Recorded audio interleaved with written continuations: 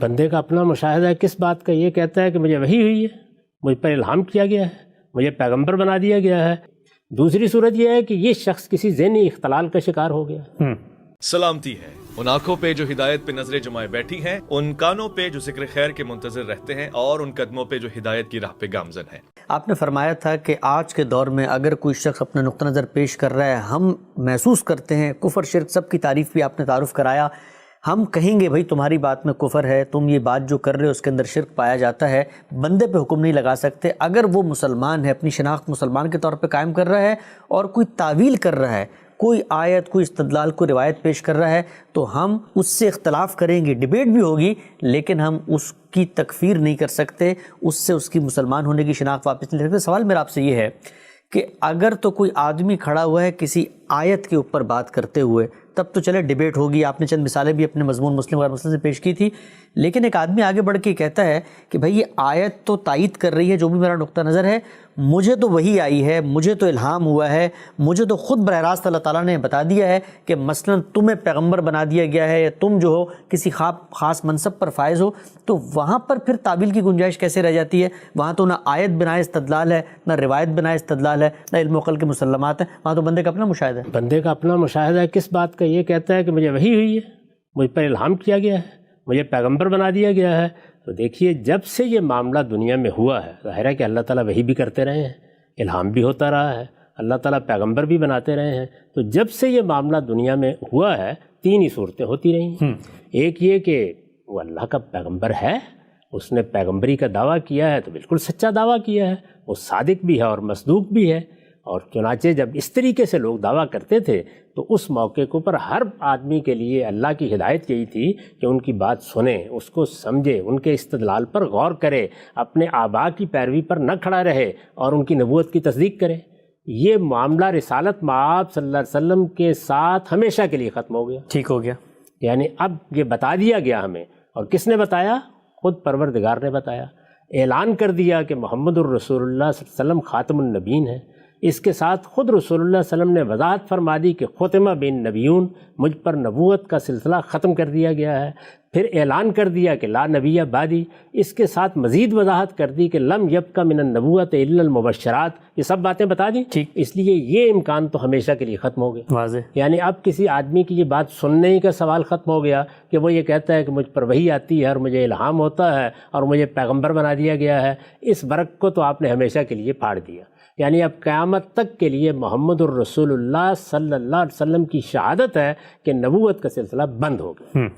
اب رہ گئے دو امکانات، ایک یہ کہ وہ آدمی جھوٹ بول رہا ہے، یعنی اسے کوئی الہام نہیں ہوا، اسے کوئی چیز القاء نہیں کی گئی، اس نے در حقیقت اپنے آپ کو اس حیثیت سے پیش کرنے کی جسارت کر ڈالی ہے، وہ اللہ پر بھی جھوٹ باندھ رہا ہے، افتراء علی اللہ کا مجرم ہے۔ ایک صورت یہ ہے۔ دوسری صورت یہ ہے کہ یہ شخص کسی ذہنی اختلال کا شکار ہو گیا۔ بہت سے ایسے امراض ہیں جن میں مبتلا ہو کر لوگ اسی طرح کی باتیں کرتے ہیں۔ اسی طرح وہ لوگ جو مراقبوں میں مبتلا ہو جاتے ہیں، سنیاس لے لیتے ہیں، یوگیوں کے پاس بیٹھتے ہیں، اسی طرح سے بعض صوفیانہ مشقیں اختیار کرتے ہیں، ان پر بھی یہ اختلال کی کیفیت طاری ہو جاتی ہے، ان کو بھی اپنے نفس سے مشاہدات ہونا شروع ہو جاتے ہیں۔ تو ذہنی اختلال کی بہت سی صورتیں جن میں ضروری نہیں ہے کہ آدمی آپ کو پاگل ہی نظر آئے، ذہنی اختلال کی بہت سی صورتیں آپ علمی مطالعہ کیجئے تو یہ بتا دیتی ہیں کہ لوگ اس طرح کی باتیں بھی کرتے ہیں۔ یہ امکانات ماضی میں بھی تھے، یہ امکانات اس وقت بھی ہیں، یہ امکانات قیامت تک رہیں گے۔ اب دو چیزیں ہوئیں، یعنی یا وہ جھوٹ بول رہا ہے اور یا کسی ذہنی اختلال میں مبتلا ہے۔ جھوٹ بولنے کا فیصلہ ہم اس زمین پر کر نہیں سکتے، اس لیے کہ ہم اسی وقت جھوٹ بولنے کا فیصلہ اس زمین پر کر سکتے ہیں جب خارج میں اس کی کوئی چیز خود اقرار کرے۔ یہ چیز وہ اصل میں اپنے باطن کے بارے میں بیان کر رہا ہے، اس کا فیصلہ قیامت میں اللہ تعالیٰ کریں گے۔ اب ایک ہی امکان باقی رہ گیا اور وہ یہ کہ یہ ذہنی اختلال میں مبتلا ہے، تو اس طرح کے شخص کی صحیح جگہ کون سی ہے؟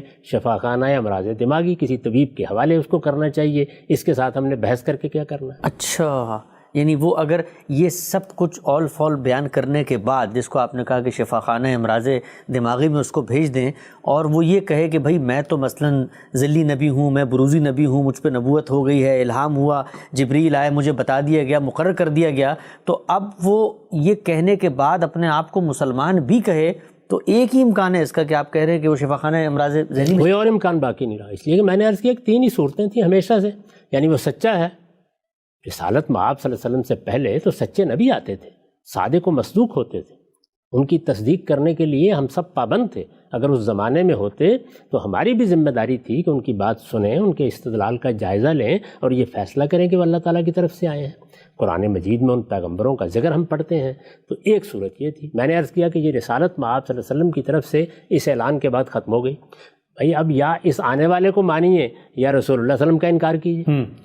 یعنی اللہ کے آخری پیغمبر نے صرف یہی تو نہیں کیا کہ میں پیغمبر ہوں، یہ بتا دیا کہ مجھ پر نبوت ختم ہو گئی ہے، یہ اعلان کر دیا، بلکہ نبوت کی حقیقت کے خاتمے کا اعلان بھی کر دیا۔ لم یبقى من النبوۃ الا المبشرات، یعنی نبوت میں سے کوئی چیز باقی نہیں رہی سوائے مبشرات کے۔ پوچھا یہ کیا ہے؟ فرمایا یہی کہ تم کو کوئی اچھا خواب آ جائے۔ تو اس کا مطلب یہ ہے کہ آخری درجے میں نبوت ختم کی گئی اور اس کا دروازہ بند کر دیا گیا، نہ اب کسی وحی کا امکان، نہ کسی الہام کا امکان۔ یہ بات رسول اللہ نے بیان کر دی۔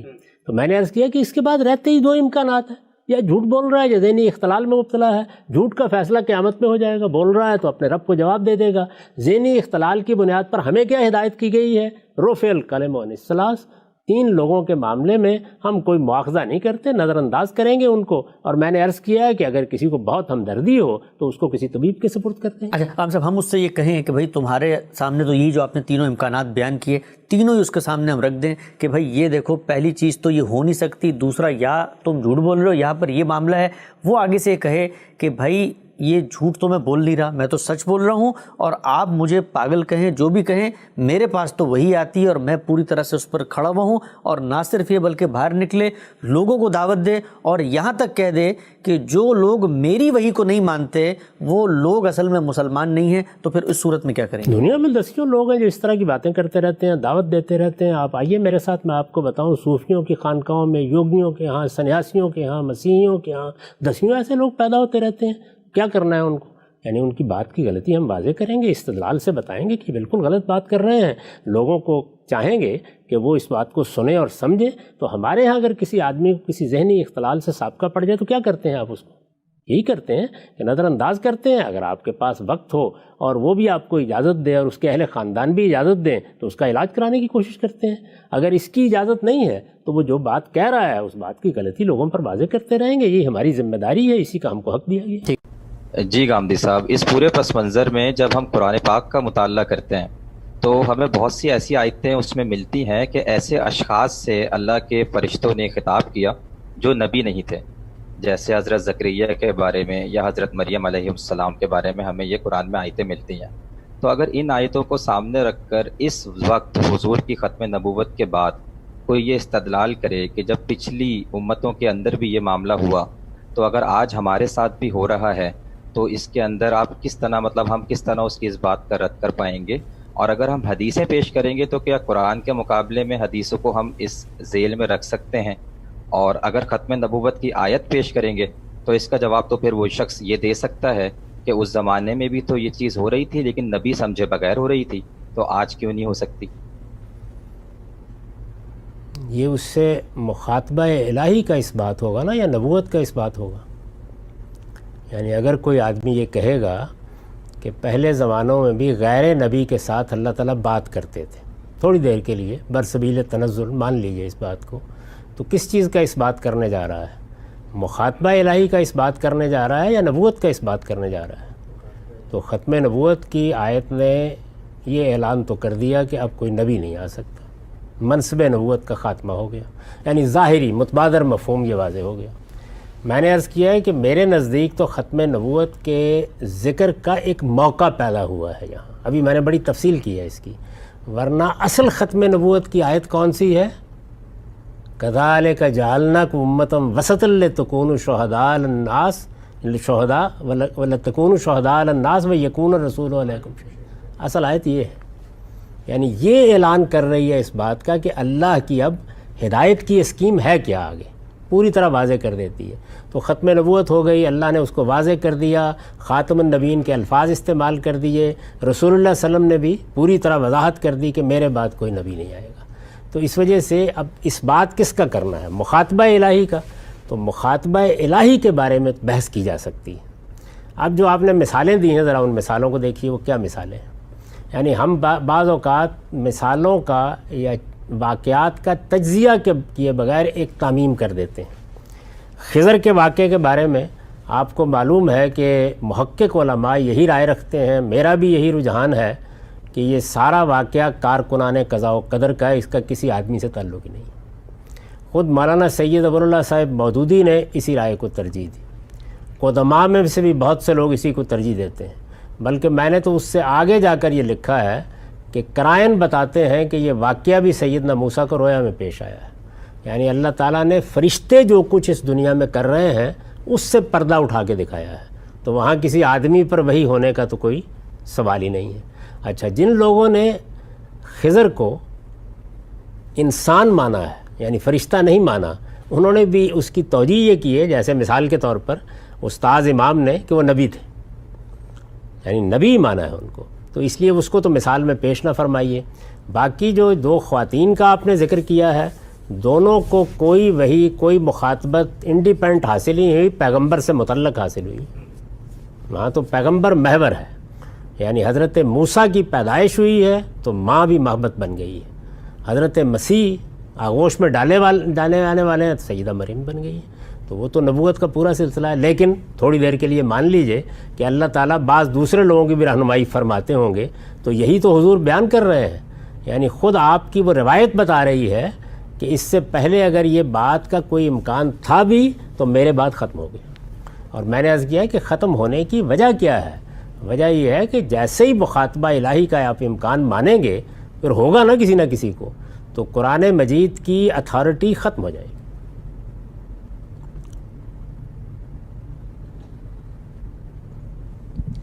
ہم سے بھی سوال ایک موصول ہوا ہے، اس لیے میں یہ رائے رکھتا ہوں کہ ختم نبوت کا انکار کفر ہے، اسی لیے یہ رائے رکھتا ہوں، اسی اصول پر اس کو کفر قرار دیتا ہوں، جس طرح اللہ تعالیٰ نے حضرت مسیح کو اللہ کہنے پر کہا ہے کہ لقد کفر الذین کفروا، لقد کفر الذین قالوا، کہا ہے نا کہ مسیح اللہ ہیں، جن لوگوں نے یہ کہا انہوں نے کفر کیا۔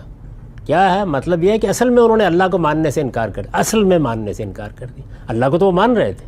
تو اسی طرح جب آپ ختم نبوت کا انکار کرتے ہیں تو اصل میں آپ قرآن مجید کو، رسول اللہ صلی اللہ علیہ وسلم کو اس حیثیت سے ماننے کا انکار کر دیتے ہیں کہ اب قیامت تک وہی دین کی فائنل اتھارٹی، یہ انکار ہو جاتا ہے اس کے نتیجے۔ جی السلام علیکم حمزہ۔ جی وعلیکم السلام۔ خالد بول رہا ہوں سیاتل سے۔ ایک سوال یہ تھا کہ ابھی ہم بات کر رہے تھے نبوت کی اور خاتم النبیین کی، جہاں تک بات ہے کفر کی، جب ہم کفر کو ڈیفائن کرتے ہیں تو وہ ہم توحید کی بیس پہ کرتے ہیں کہ مطلب جو اللہ کو مانتا ہے یا اللہ کے ساتھ شریک کرتا ہے، یا اس میں نبوت کا پہلو بھی جو ہے وہ اس کے ساتھ جو ہے وہ لنکڈ ہے؟ کیونکہ ایک تو کانسیپٹ یہ ہو سکتا ہے کہ آپ مسلمان ہیں یا نہیں ہیں، وہ تو چلے واضح ہے کہ اس میں دونوں چیزیں ہیں، مطلب توحید کا بھی پہلو ہے اور پروفٹ ہوڈ اور ختم نبوت کا بھی ایک بڑا کلیئر سٹینس ہے۔ لیکن جب ہم کفر کی بات کرتے ہیں تو اس میں مطلب یہ دونوں چیزیں جو ہیں وہ پری ریکوزٹس ہیں یا ایک، تو یہ تھوڑا سا کلیریفائی کر دیں۔ ان دو چیزوں کو الگ کر لیں پہلے، یعنی یہ بحث یہ نہیں ہو رہی کہ کسی کو آپ نے کافر یا غیر مسلم قرار دینا ہے، وہ ایک الگ بحث ہے، یعنی وہاں فرد زیر بحث آ گیا۔ آپ ایک نظریے پر گفتگو کر رہے ہیں، تو اللہ تعالیٰ کا انکار کیا جائے یہ بھی کفر، کسی نبی کا انکار کیا جائے یہ بھی کفر، اللہ کی کسی کتاب کا انکار کر دیا جائے یہ بھی کفر۔ قرآن مجید میں یہ ان سب چیزوں کے لیے استعمال ہوا ہے، جگہ جگہ دیکھ لیجیے، یعنی اللہ تعالیٰ کا انکار آپ کریں گے تو قرآن مجید یہ کہتا ہے کہ یہ آپ نے کفر کا ارتکاب کیا۔ کفر کا مطلب ہے انکار کرنا، تو آپ جس دینی حقیقت کا بھی انکار کرتے ہیں، اگر وہ انکار آپ نے کسی دعوت کو سن کر دیا ہے، یعنی آپ کو بتایا گیا کہ اس کائنات کا خالق ہے، آپ نے کہا میں نہیں مانتا، کفر کا ارتکاب کیا۔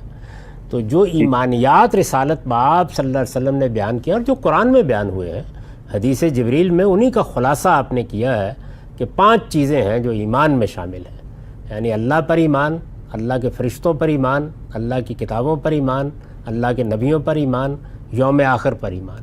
ان میں سے کسی بھی چیز کا انکار کیا جائے گا تو یہ کفر ہوگا، یعنی نظریے کے لحاظ سے کفر ہوگا۔ انکار کرنے والا کافر ہو گیا، وہ بالکل ایک دوسری بحث ہے۔